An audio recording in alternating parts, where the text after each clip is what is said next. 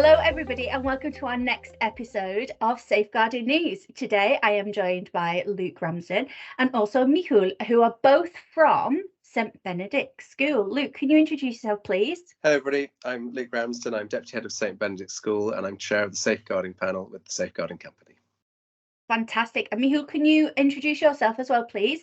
Yeah, I'm Micheal Foley, I'm the Head of Year 10 also at St Benedict, so I work with Luke. Fantastic. So today's highlights are, we're only going to touch on one subject today because we think that it's deserving of its very own episode, and we are going to be talking about the Andrew Tate phenomenon. I hate using that word because it almost glamorizes it, but it's a very negative phenomenon that we're going to be talking about. Andrew Tate's running rampant, as we well know, as educators and as parents and carers, and we're at a bit of a loss of how to talk to our children about this. What you don't want to end up doing is doing the whole wet paint don't touch syndrome or the big red button with do not press, because immediately that means that you want to do it. So us just facing our children and saying stop listening to him, he's wrong, just isn't going to cut the mustard with this, because there's some really deep-rooted feelings. So how have you been talking to the children at your school about this? So I think you're right, Vikkey. The Andrew Tate thing is a real problem. I mean, he's all over the place at the moment. There's a recent BBC documentary about him. Look at any sort of news website or newspaper, and Andrew Tate is in there probably somewhere. And our real worry here at St Benedict's is the influence that he has on so many people, and the seeming inability for the pupils to see beyond this sort of macho, misogynistic, masculine character that he portrays. Our approach really here at St Benedict's is to avoid, exactly as you say, the let's just cancel him approach. It doesn't work. We know that. So we have been running sessions here with various groups of pupils across the year groups to try and have more of a discussion about Andrew Tate, with really the aim of trying to take the blinkers off where he's concerned. I think one of the charges that the pupils level against us as teachers when we try to cancel him or say that he's simply wrong is that some of his comments are taken out of context. But actually, I think that works both ways. And I think some of the things that the pupils think are quite glamorous about Andrew Tate are taken out of context. So really the discussions are about opening their eyes and taking the blinkers off and trying to get them to see the whole Andrew Tate package, as opposed to this glamorous, strong, good-looking, successful, rich bloke that he portrays himself as. So we have a PowerPoint that if it's okay, I might just share and talk through, because it might help. Yeah, please do. We, as I say, we've been running various sessions, and I want to try as much as possible in the sessions for it to not be a lesson. So we're quite lucky here at St Benedict's that we have a conference room that's held for staff meetings or parent meetings. So I always book that for the sessions. It just takes it out of the classroom. It makes it feel a little less like a lesson. And there is a PowerPoint and there is a very quick worksheet that we'll get to in a second that I ask the pupils to look at and to fill in. But it's not a sort of chalk and talk lesson. I sit at the table with the pupils. I make it very clear that I'm not the expert on Andrew Tate, and I'm here as much to listen and to learn as I hope that they might listen and to learn to me. The parameters for the discussion are things that we're familiar with as educators, that everybody's opinion is valid. Everybody needs to be respected for what they have to say. Some of the things that Andrew Tate brings with him are quite challenging, but it's important that this is a safe space and that everything, as I say, is a valid contribution. Once those parameters are set, and I almost, it will sound a bit horrible to say, but I almost sort of bring myself down to the pupil level of, I'm not the expert here. I'm not attempting to completely change your view from black to white.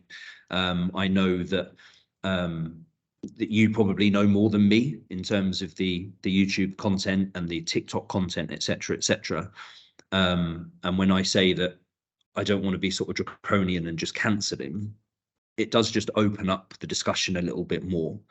nothing is invalid and nothing is unsayable, is basically the way that I lay it all out. So some of the things that Andrew Tate brings with him, as I say, are quite uncomfortable and I would say disgusting, but they need to be said, and I very much say that this is the safe space to do it.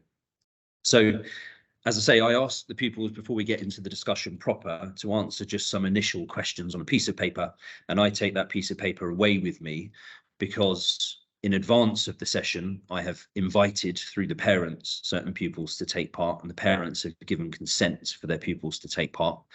And I want to feed back from the session to the parents as well. Some of the feedback will be quite general and generic about the topics that we discussed, and some of the suggestions that were made from the pupils' point of view. But I also want to give, as part of my feedback, some specific information about individuals to individual parents about where the pupils are getting their information from. And that's largely what these initial questions are about. Where are you getting your Andrew Tate information from? What social media platforms do you use? Do you go anywhere else to try and find additional independently researched information? And what are your general sort of feelings about Andrew Tate and what he has to say?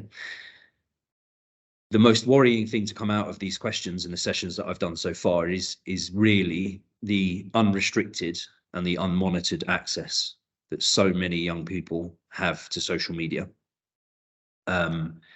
We know that Andrew Tate has been banned from certain social media platforms. We know that he's being held on remand in Romania on various charges at the moment.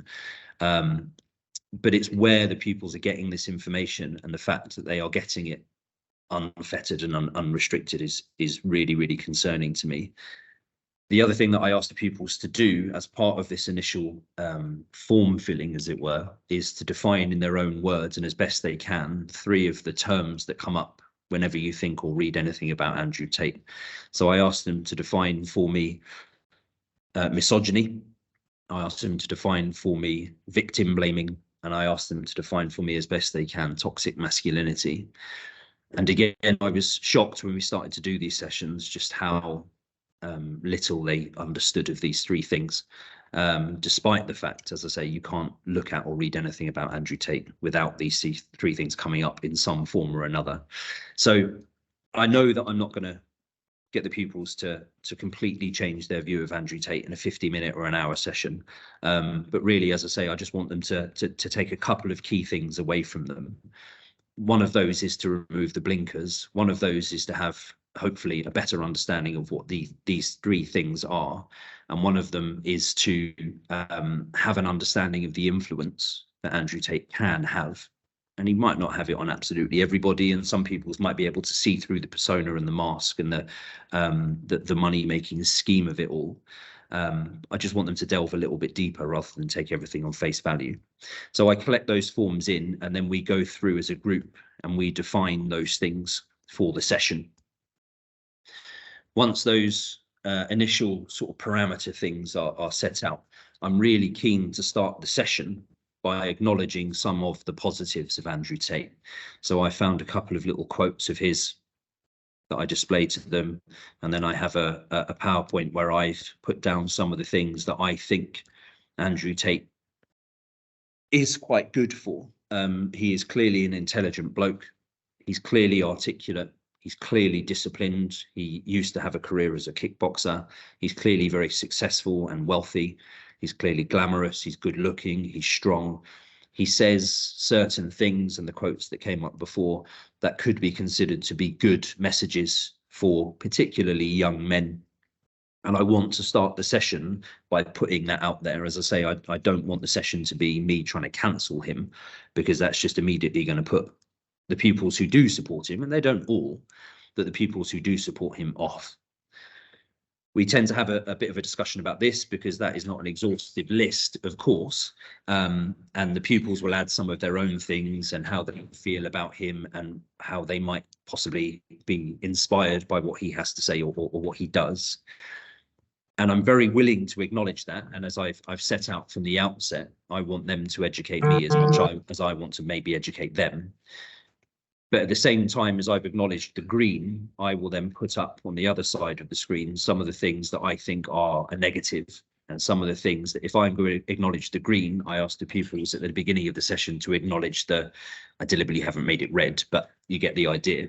And these are the things that, where the blinkers are concerned, I want the pupils to start to consider Andrew Tate as a whole. Okay, he does have some good things. He does have some positive messaging. He can inspire. But at the same time, do those green points cancel out any of the orangey red points? And I would say no. Just because he inspires young men to work hard and aim for the top doesn't mean he has the right to say some of the things that he does say about women.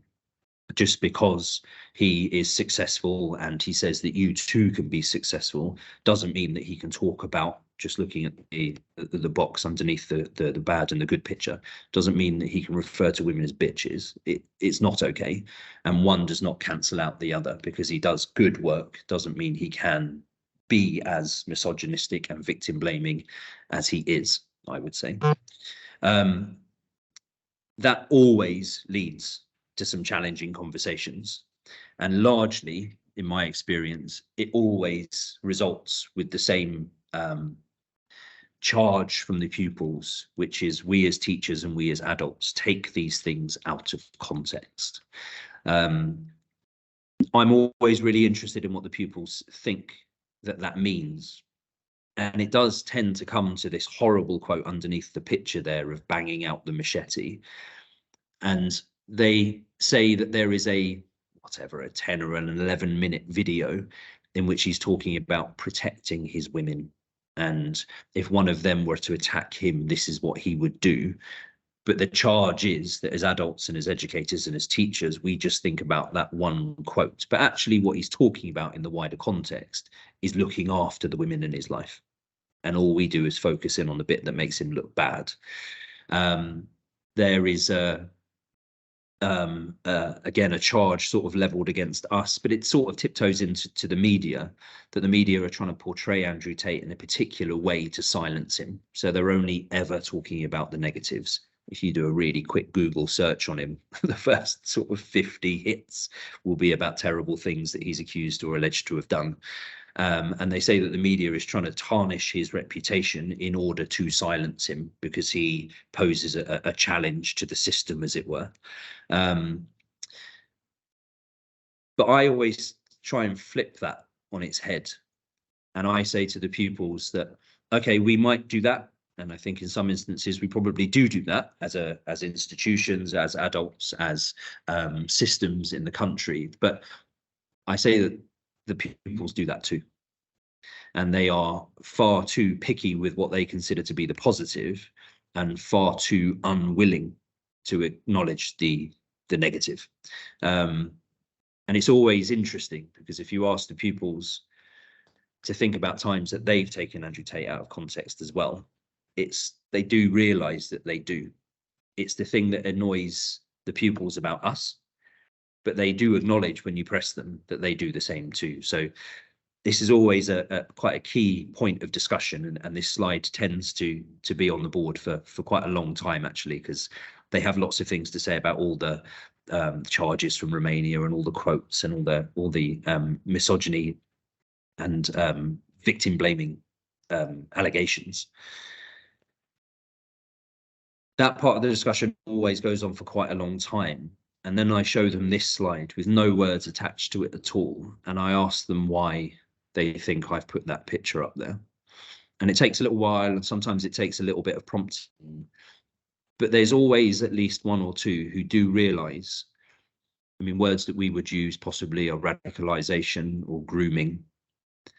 But they do realise the fact that, like it or lump it, agree with it or not agree with it, Andrew Tate does have influence. And there are some pupils, because I don't want to tar everybody with the same brush, who are able to see through the persona. They are able to see through the act.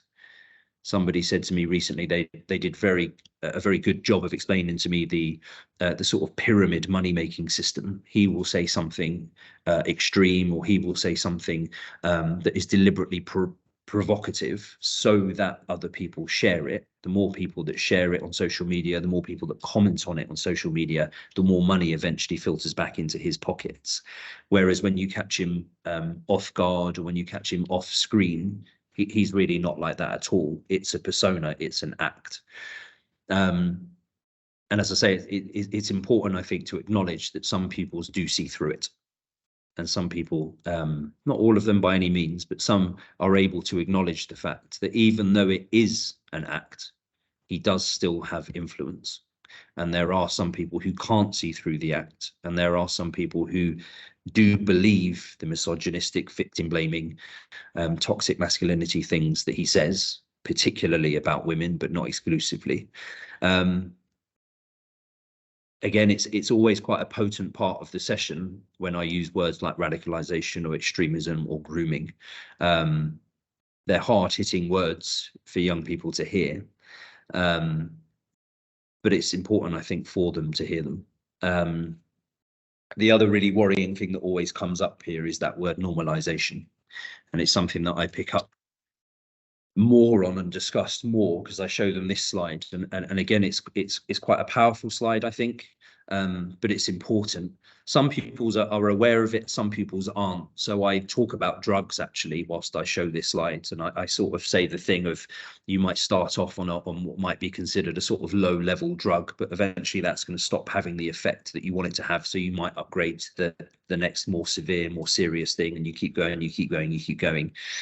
Same sort of thing here. I talk them through the pyramid or the ladder, and I basically say that if we don't take people like Andrew Tate, and I don't want it to appear like I think Andrew Tate is the only person who's having this influence in our society at the moment, because of course he's not. He's probably just the most prevalent one at the moment. But if we trivialize what Andrew Tate and people like him have to say, if we normalize his attitude and his vocabulary, all we're going to do is encourage some, not all, young people to move up that ladder, move up that pyramid. And some people can see through him, but some people can't. And the overriding influence that he has on the internet, on social media, is so concerning because it is so far-reaching. And if, as I say, if we trivialize what he has to say, if we don't challenge what he has to say, if we don't hold him to task, the danger is that some young men will move up that ladder. The other really worrying thing for me is the normalization of this sort of behavior where the girls are concerned as well, because there are some girls I know in society who feel like it is just part of growing up that they are referred to in these misogynistic ways. They feel like it's part of growing up for men to comment on their appearance. They feel like it's part of growing up, it's normal behavior for them to be objectified, and it's not. And it really worries me, the Andrew Tate thing, from a male, a boy perspective, but it also really worries me that the girls are growing up thinking that this sort of behavior is trivial and this sort of behavior is normal, because it shouldn't be.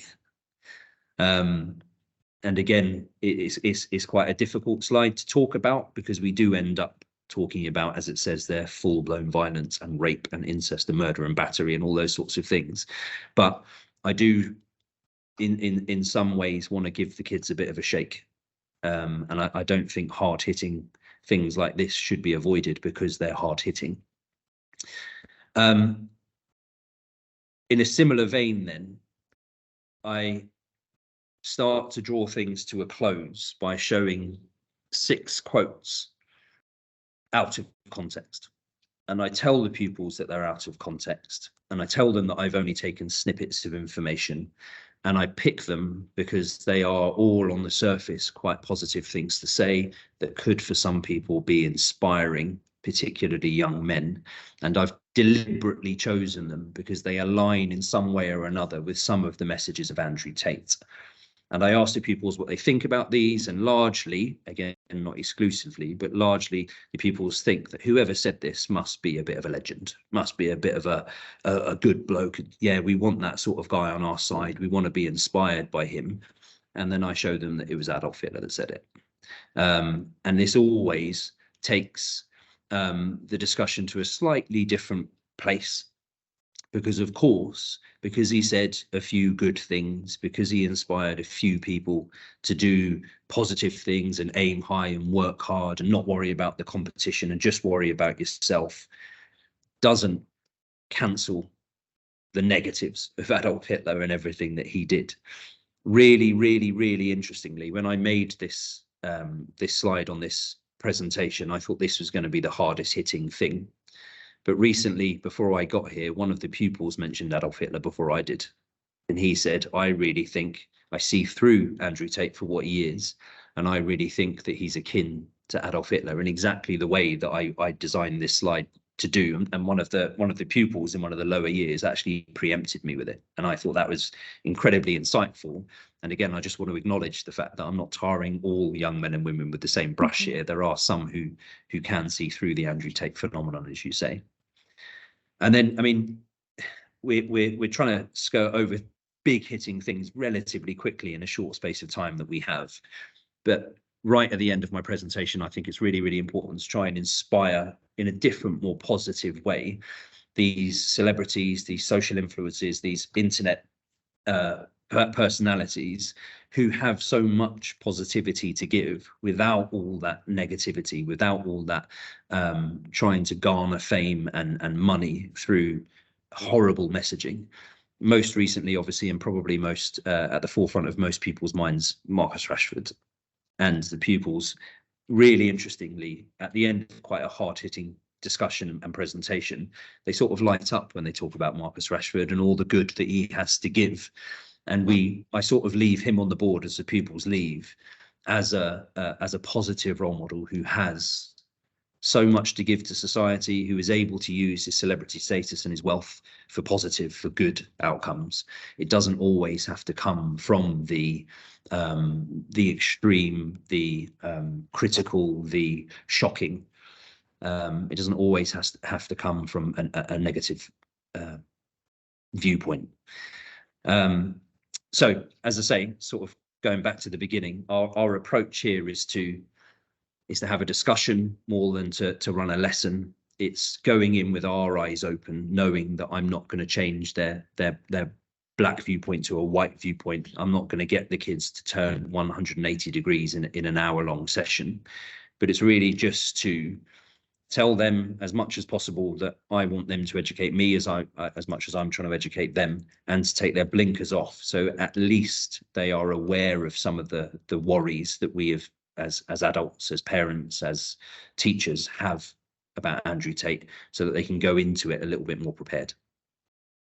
I mean, that's absolutely fantastic. And Micheal, you've been fantastic in going through your presentation. You have said that you'll share that as well, Yeah, haven't you? So we'll make sure that we put that in the show notes. Now, Luke, I don't know whether you agree with me or not when I say this, but I think that it's really important that some parents get to see that as well, because especially from my generation, for example, I was brought up with that normalization of it's just expected, you know, catcalling and sexual harassment. It didn't matter who you told. I even went to the police at some point, and I was just told that, oh, you have to go a different route, or it will happen. And I think that it was only as I got older, and certainly when I moved into safeguarding, that I thought, actually, you know, that it wasn't right.